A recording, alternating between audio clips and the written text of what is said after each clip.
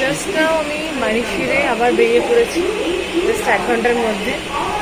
কোথায় যাচ্ছি না যাচ্ছি এভরিথিং শেয়ার করবো, বাট দেখতে থাকো, সাথে থাকো। হঠাৎই প্ল্যান হয়েছে, মানে জাস্ট বাড়ি ফিরেই প্ল্যানিংটা হয়েছে। আমি বেরিয়ে পড়েছি, যাচ্ছি তো একটা জায়গায় ঘুরতে, সব কিছু শেয়ার করবো, তোমার সাথে থাকো। আগে একজনের সাথে দেখা করবো, হাওড়া স্টেশন যাচ্ছি আমি এখন। ব্যান্ডেল লোকাল উঠে পড়েছি, এখন বাজে 9টা, এখন বাজে 8:56। জানি না টাইমটা দেখাচ্ছি না, উল্টো দেখাচ্ছি। 8:56 বাজে, আমি 10টা নাগাদ পৌঁছে যাবো। অ্যান্ড তারপর আমরা আমাদের ট্রেন ধরবো 12টা নাগাদ। তো সাথে থাকো। এদের দেখো এটা কত মজা করছে এখানে, লাইক সিরিয়াসলি কি মানে এই টাইমটা কত ভালো না।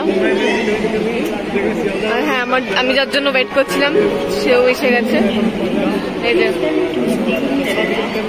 আসছে, এসছে ফাইনালি। তো আমাদের ট্রেন এসে গেছে, যেমনটা দেখতে পাচ্ছ।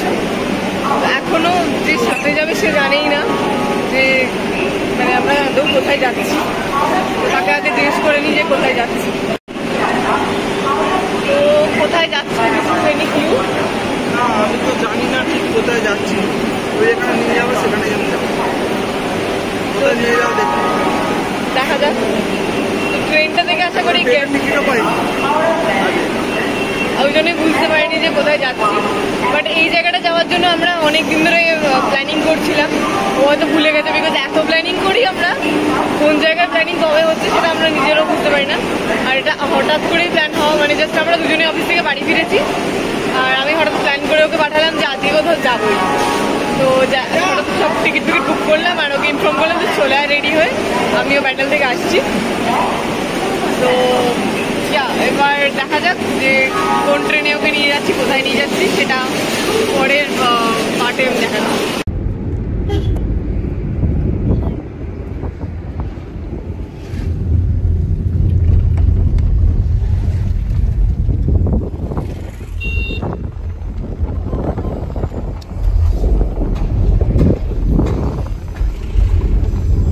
তোমরা বেরিয়ে পড়ছি সাইটসিনের জন্য,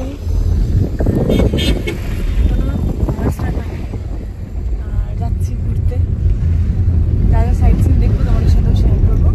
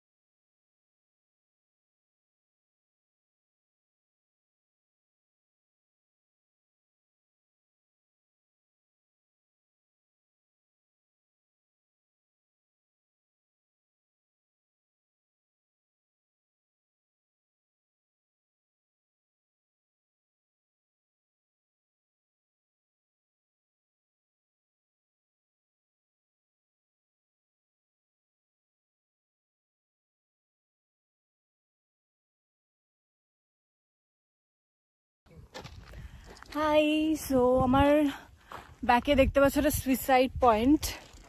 সো এইটা থেকে মুরগুমা ড্যামের সুন্দর একটা এরিয়াল ভিউ পাওয়া যায়।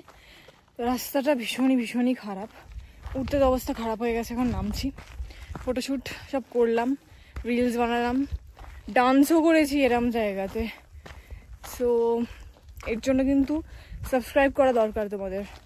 এত সুন্দর জায়গা দেখাচ্ছি এত গরমে পুড়ে।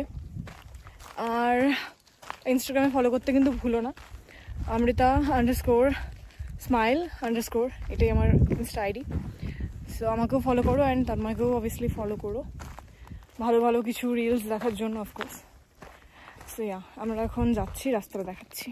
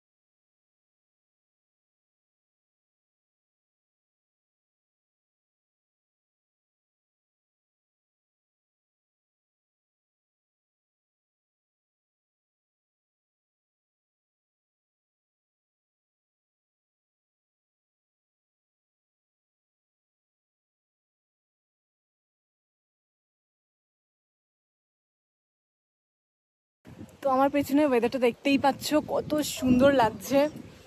জাস্ট নাও এত জোরে তন্ময় চেঁচালো, ও মাই গড, একটা জাস্ট মরা সাপ দেখে এত জোরে চেঁচিয়েছে, আমিও চেঁচিয়ে উঠেছি। আমাদের ড্রাইভার পর্যন্ত ভয় পেয়ে গেছে যে আমরা কি হলো। আমাদের ড্রাইভারও ওপর থেকে দেখছে, দেখো ড্রাইভার ভাবছে যে কোথায় গেল রে মেয়ে দুটো, এত মানে ছেলে মেয়ে দুটো। প্রচুর রিলস বানিয়েছি লোকেশনটায়, ভীষণ সুন্দর।